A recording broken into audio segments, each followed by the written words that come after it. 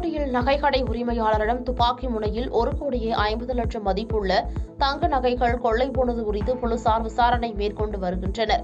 திருவள்ளூர் மாவட்டம் ஆவடி காவல் ஆணையரகத்திற்குட்பட்ட முத்தா புதுப்பேட்டை பகுதியில் கிருஷ்ணா ஜுவல்லரி நகைக்கடை ஒன்று செயல்பட்டு வருகிறது.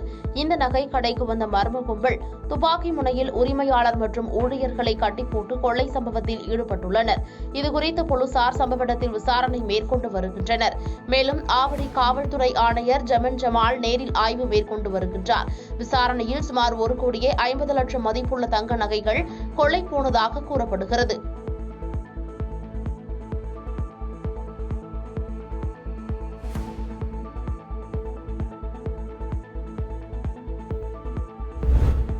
கேப்டனுக்கு நீங்கள் செலுத்த வேண்டிய நன்றி கடனை விஜயபிரபாகரனுக்கு வாக்காக செலுத்துங்கள் என பிரேமலதா விஜயகாந்த் தெரிவித்துள்ளார். விருதுநகர் நாடாளுமன்ற தொகுதியில் அதிமுக கூட்டணி கட்சி வேட்பாளர் விஜயபிரபாகரனை ஆதரித்து தேமுதிக பொதுச் செயலாளர் பிரேமலதா விஜயகாந்த் திருப்பரங்குன்றம் பகுதியில் பிரச்சாரம் மேற்கொண்டார். அப்போது அவர் பேசுகையில், விஜயபிரபாகரன் வெற்றி பெற்றால் நிச்சயமாக எய்ம்ஸ் மருத்துவமனையை கொண்டு வருவார்.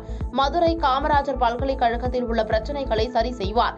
புதிதாக வாசனை திரவிய தொழிற்சாலை கொண்டுவரப்பட்டு வேலை வாய்ப்பு உருவாக்கப்படும். விமான நிலைய விரிவாக்க பணிகள் உடனடியாக மேற்கொள்ளப்படும் என்றார். மேலும் பேசிய அவர், இன்னைக்கு செங்கலை தவிர அவருக்கு வேற எதுவும் காமிக்க தெரியல.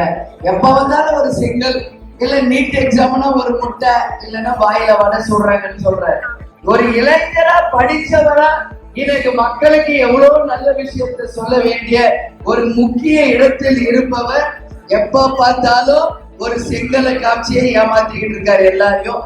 ஏன் இத சொல்றேன்னா, நீங்க புரிஞ்சுக்கங்க, யார் மக்களுக்காக உழைப்பவர்கள், யார் போலியா இருக்காங்க அப்படிங்கறத நீங்க புரிந்து கொள்ளணும் தான் நான் சொல்றேன். இருந்த ஒரே செங்கல் அதையும் நான் திருடின்னு வந்துட்டேங்கிறாரு. அப்ப எந்த அளவுல அவங்க லட்சியம் இருக்குன்றதை நீங்க புரிந்து கொள்ளணும்.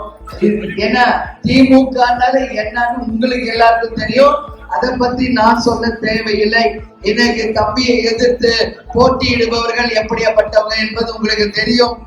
அது மட்டும் இல்ல, இன்னைக்கு கொடுத்த வாக்குறுதிகளை நிறைவேற்ற 10 வருஷமா எம்பி ஆக இருந்து மக்களுக்கு எந்த வாக்குறுதியை நிறைவேற்றல, தொகுதி பக்கம் கூட வரவில்லை என்பது எல்லாரும் சொல்றாங்க. மூன்றாவது முறையாக